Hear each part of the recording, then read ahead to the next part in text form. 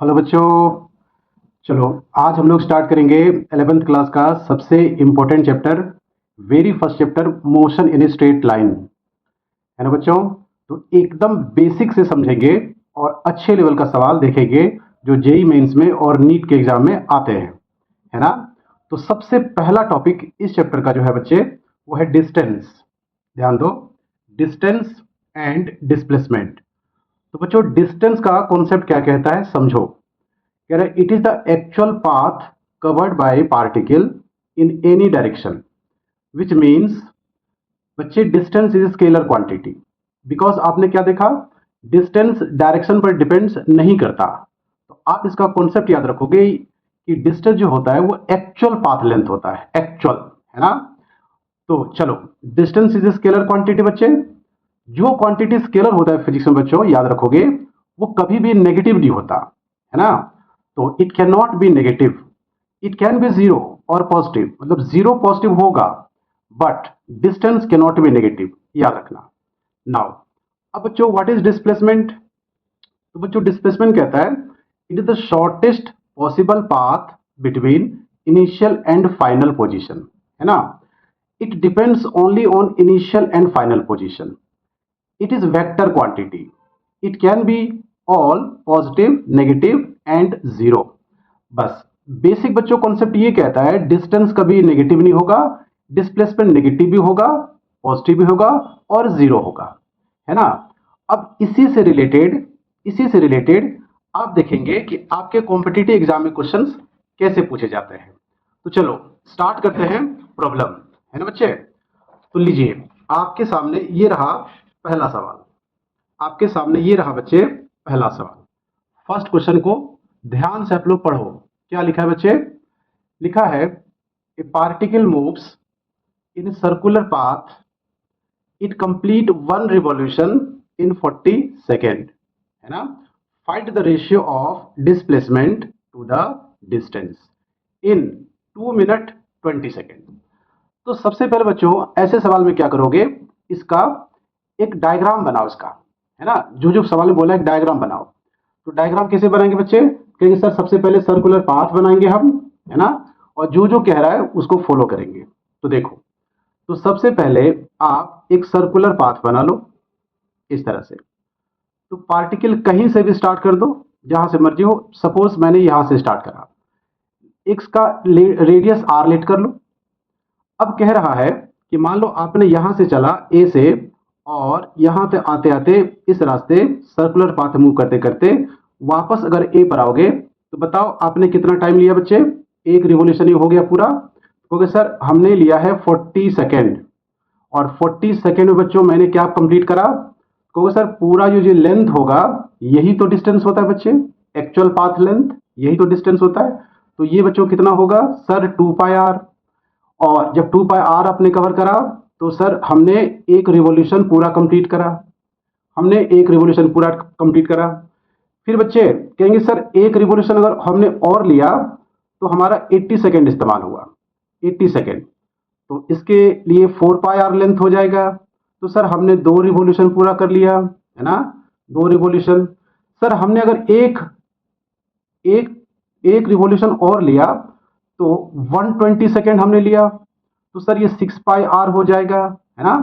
लेकिन बच्चे 3 रिवॉल्यूशन आपका पूरा हो गया, 3 रिवॉल्यूशन पूरा हो गया। क्या देखो तुम्हारे पास फोर्थ रिवॉल्यूशन ले सकते हो क्या?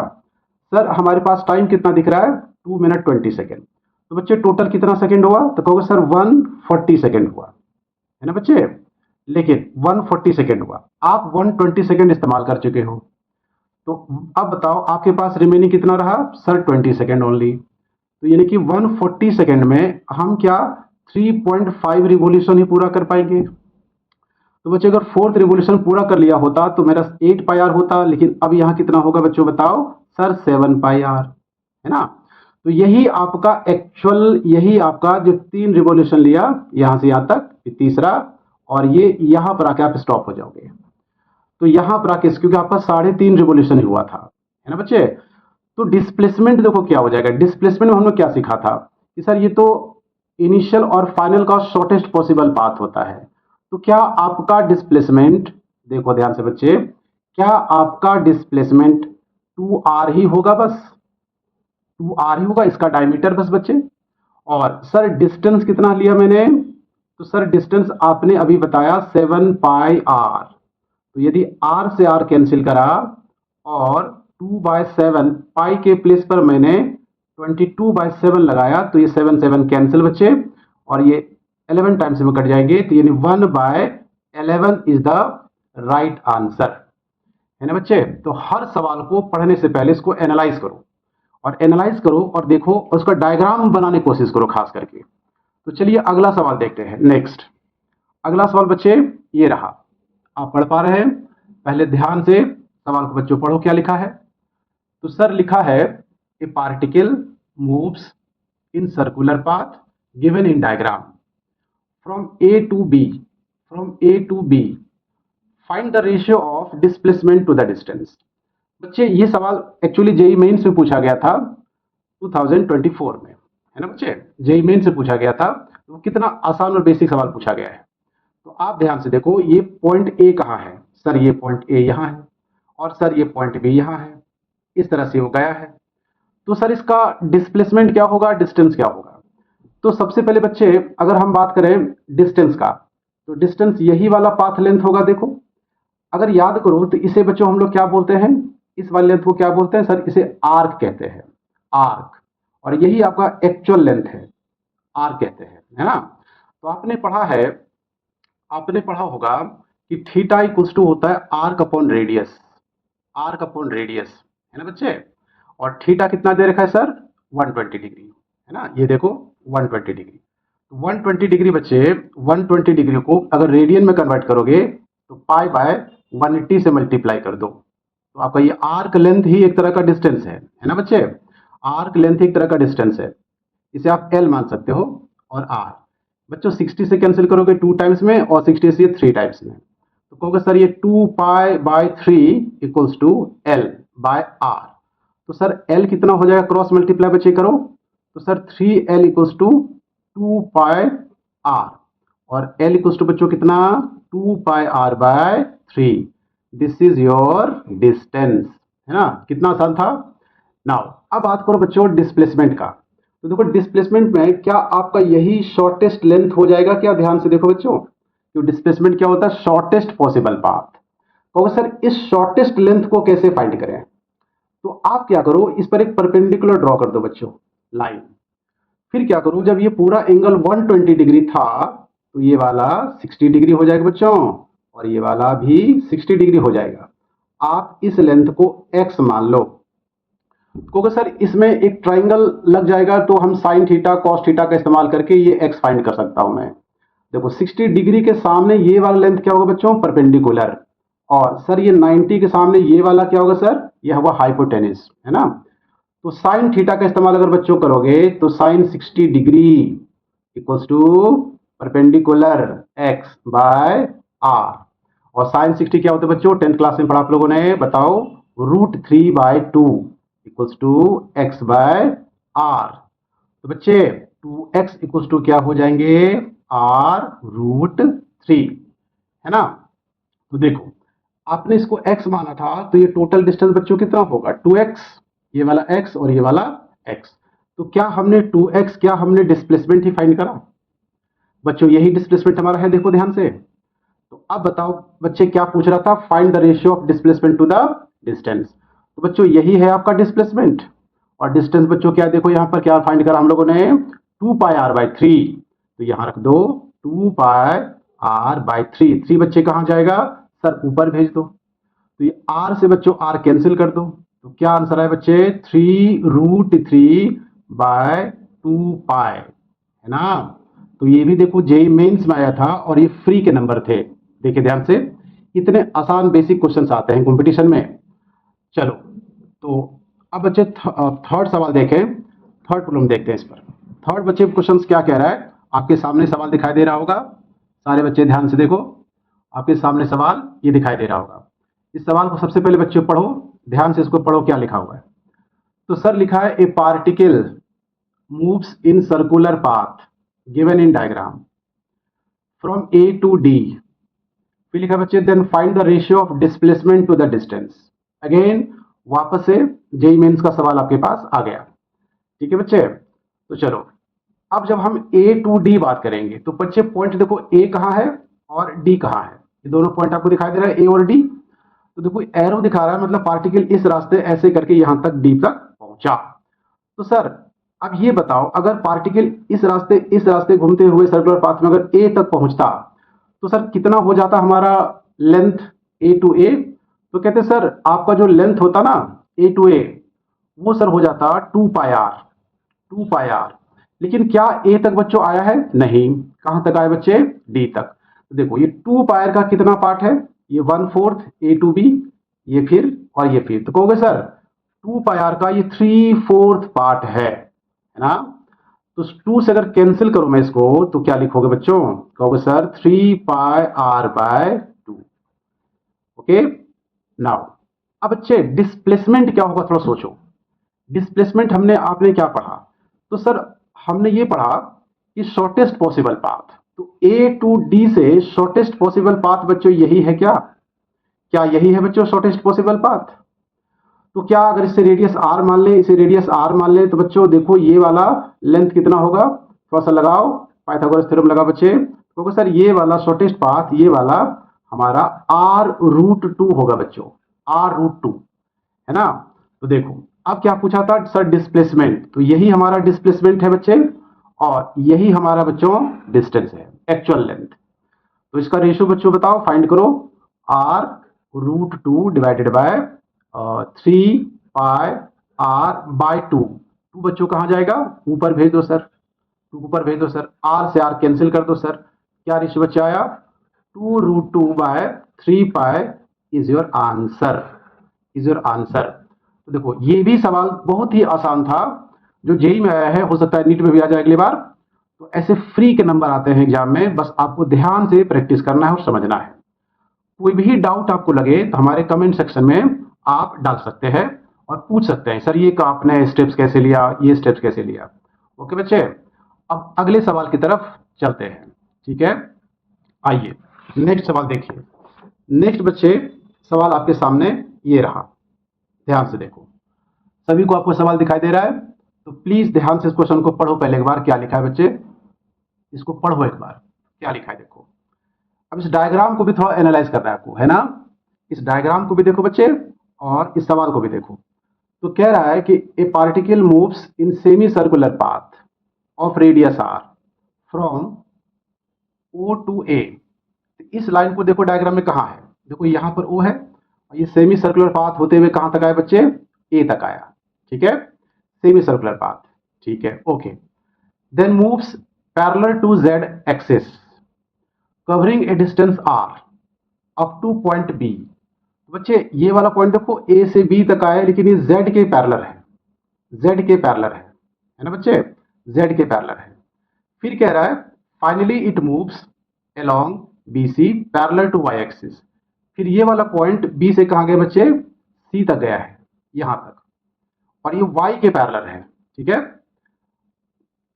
ये डिस्टेंस कितना कवर है बच्चे? B to C 2r। Find the ratio of displacement to the distance. Okay, तो सबसे पहले हम यहां पर डिस्टेंस फाइंड करते हैं, फिर डिस्प्लेसमेंट फाइंड कर लेंगे। तो डिस्टेंस फाइंड करने में तो कोई दिक्कत आप लोग को नहीं होना चाहिए, क्योंकि डिस्टेंस बच्चों हम लोगों ने क्या पढ़ा, क्या पढ़ते हैं? Actual length, actual path length. तो एक्चुअल पाथ लेंथ ये वाला लेंथ को क्या कहोगे बताओ? सेमी सर्कुलर लेंथ को क्या कहोगे बच्चों? कहोगे सर पाई आर कहेंगे, पाई आर कहेंगे। अच्छा ये लेंथ क्या कहेंगे बच्चे? ए टू बी। सर ये आपने आर लिखा है, ओके। और sir B to C length क्या लिखेंगे? क्या दे रखा है देखो बच्चे? सर 2r दे रखा है, इसमें 2r जोड़ दिया तो टोटल बच्चे लेंथ कितना हो गया? कहोगे sir pi are plus 3r, है ना। अगर r को मैं कॉमन ले लूं तो कहिएगा सर पाई प्लस 3 लिख दो। चलो यही आपका एक्चुअल लेंथ था और यही हमारा डिस्प्लेसमेंट है। नाउ अब बच्चों आते हैं डिस्प्लेसमेंट पर। डिस्टेंस हमने फाइंड कर लिया। अब डिस्प्लेसमेंट में देखो जब एक्सिस में चीजों को दिखाए, एक्स में, वाई में, जेड में, तो आप डिस्प्लेसमेंट को वेक्टर की तरह से सॉल्व करोगे तो कभी भी दिक्कत आपको नहीं आएगी। तो जैसे सर डिस्प्लेसमेंट क्या होना चाहिए पहले बताओ। तो देखो बच्चों ये डिस्प्लेसमेंट हमारा O टू A आया सर्कुलर पाथ में, लेकिन O टू A का आपको देखना है शॉर्टेस्ट पाथ। तो कहोगे सर शॉर्टेस्ट पाथ यहां से यहां तक क्या होगा बताओ, क्या आप पाई आर लिखोगे या 2r लिखोगे? शॉर्टेस्ट देखो यहां से यहां तक का, कहोगे सर नहीं 2r लिखेंगे, 2r लिखेंगे, है ना। लेकिन ये बच्चे 2r किधर है बताओ, x की तरफ है, तो सर यहां पर आई कैप लगा देंगे, ये ज्यादा अच्छा है। अच्छा, ए टू बी सर डिस्टेंस कितना दे रखा था सर, r दे रखा था, r लेकिन किधर बच्चे, ए टू बी जेड के पैरेलल चल रहा था, है ना। तो r तो मैं लिखूंगा, लेकिन z के पैरेलल की वजह से हमें लिखना पड़ेगा बच्चों k कैप, ठीक है, k कैप। अब b टू c बच्चे कितना डिस्टेंस था, तो सर b टू c हमारा 2r था, लेकिन बच्चे y के पैरेलल था, तो प्लस में क्या लिखोगे बच्चों, कहोगे सर 2r और j कैप लिखेंगे सर। अच्छा, तो बच्चे 2r i cap, r k cap, 2r j cap, तो इन्हें अगर हम मैग्नीट्यूड निकालो बच्चों इनका डिस्प्लेसमेंट का, तो मैग्नीट्यूड निकालने के लिए देखो जो बच्चे कंफ्यूज है उसको बता देता हूं मैं। आई का जो कोफिशिएंट है बच्चों उसको रूट अंडर में स्क्वायर करो, तो 2r का स्क्वायर बच्चों क्या लिखोगे सर, 4r का स्क्वायर लिखूंगा मैं। और j का कोफिशिएंट कितना है सर, ये भी 2r देखो दिखाई दे रहा है सर, इसका भी स्क्वायर क्या लिखूंगा मैं सर, 4r का स्क्वायर लिखूंगा मैं। और k का कोफिशिएंट बच्चे कितना दिख रहा है r, तो इसका भी स्क्वायर लिखा जाएगा सर अंदर में, रूट के अंदर में। तो टोटल बच्चों हमारा कितना आ गया देखो सर, 9r का स्क्वायर, जो बाहर निकल के 3r हो जाएगा बच्चों। चलो यही आपका क्या था बच्चे, डिस्प्लेसमेंट। नाउ अब इनका रेशियो अगर फाइंड करोगे बच्चों, तो सर डिस्प्लेसमेंट 3r और डिस्टेंस कितना है बच्चे, r और पाई प्लस 3, पाई प्लस 3, तो r को कैंसिल कर दो, तो आंसर क्या दिख रहा है, 3 by pi plus 3, this is your answer, है ना। तो इतने देखो, ये बहुत ज्यादा टफ क्वेश्चन भी नहीं था, बहुत ज्यादा आसान भी नहीं था, इसको सही से समझा तो समझ में आया, है ना। और ऐसे ही क्वेश्चन एक्चुअली कंपटीशन में आते हैं, ठीक है, और आपका कॉन्सेप्ट और अच्छे से क्लियर हो जाएगा। चलो तो एक और सवाल देखते हैं, एक और सवाल बच्चे देखते हैं, ये रहा, आपको दिखाई दे रहा है सभी को, ये रहा। अच्छे सवाल को बच्चे पढ़िए, क्या लिखा है देखो बच्चों, अच्छे से सवाल को पहले पढ़ो, लिखा क्या है इसके अंदर, लिखा है a wheel of radius 1 metre rolls forward half a revolution on a horizontal ground, है ना, magnitude of displacement of the point of the wheel initially in contact with ground. आप वीडियो को पॉज करके दोबारा से सवाल को पढ़ सकते हो, पहले सवाल को समझो कि बेसिकली क्या क्या रहा है और किसका डिस्प्लेसमेंट पूछ रहा है। कह रहा है कि व्हील है, तो डायग्राम में समझाऊं आपको, तो देखो मैं ऐसे समझाऊंगा कि एक व्हील है बच्चे, एक व्हील को मैंने बनाया, ठीक है, व्हील को। अच्छा, व्हील क्या कह रहा है कि हाफ रिवोल्यूशन लिया है, तो मान लो ये वाला पॉइंट अभी कॉन्टेक्ट में है ए, और ये वाला यहां पर कॉन्टेक्ट मान लो पॉइंट बी। तो जब ये हाफ रिवोल्यूशन आगे लेगा, जब ये हाफ रिवोल्यूशन आगे लेंगे, तो ये बताओ ये व्हील मान लो कुछ इस तरह से यहां पर आ जाएगा बच्चों, और हाफ रिवोल्यूशन जब लेंगे तो पॉइंट बी आपका यहां पे आएगा और पॉइंट ए आपका यहां पर आएगा, है ना, क्योंकि पूरा रिवोल्यूशन तो लिया नहीं है, अगर पूरा रिवोल्यूशन लेता तो पॉइंट ए वापस यहां पर आ जाता। अच्छा, तो कह रहे डिस्प्लेसमेंट बताओ जो पॉइंट इनिशियली में ग्राउंड से कांटेक्ट में था, तो वो पॉइंट अभी देखो कहां है, ये रहा। तो इनका बच्चे शॉर्टेस्ट क्या यही लेंथ होगा, देखो इसे ही आप डिस्प्लेसमेंट बच्चों कहोगे, यही तो पढ़ा था, यही तो सीखा था, है ना। अच्छा, तो सर जब हाफ रिवॉल्यूशन लेगा तो ये वाला लेंथ क्या पाई आर लिखेंगे सर, अगर पूरा रिवॉल्यूशन लेता तो यही 2 पाई आर हो जाता, तो सर पाई आर होगा। और ए टू बी बच्चों क्या होगा बताओ, ये सर डायमीटर हो जाएगा हमारा 2r, है ना, डायमीटर 2r। तो बच्चे ये एक आपको ट्राइंगल सा बनता हुआ दिखाई दे रहा है, तो जब ट्राइंगल से बनता दिखाई दे रहा है तो इसका बच्चों क्या करोगे सर, इसका स्क्वायर प्लस इसका स्क्वायर, यानी बेस का स्क्वायर परपेंडिकुलर का स्क्वायर, तो ये बच्चे हो जाएगा आपका पाई स्क्वायर आर स्क्वायर, और 2r का स्क्वायर बच्चे करोगे तो कहोगे सर 4r का स्क्वायर।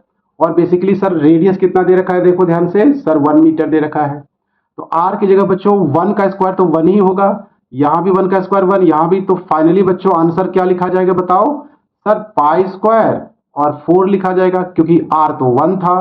तो सर यही हमारा है डिस्प्लेसमेंट, ऑप्शन सेकेंड, है ना बच्चे। तो आज हमने मोशन स्ट्रेट लाइन का पहला लेक्चर में आज बेसिक कॉन्सेप्ट बच्चों में पढ़ा डिस्टेंस एंड डिस्प्लेसमेंट, और उस पर बेस्ड अच्छे अच्छे सवाल आपने देखा जो जेईई मेंस में और नीट में आ सकते हैं आपको, है ना।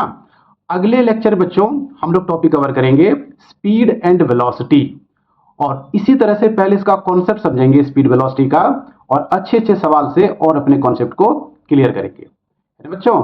इसी तरह से आगे एक्सेलेरेशन पढ़ेंगे और कंटिन्यू करेंगे। ओके बच्चे, तो आगे पढ़ने के लिए अगले लेक्चर का बच्चों हम लोग बनाएंगे स्पीड और वेलोसिटी पर। ओके बच्चे, थैंक यू सो मच।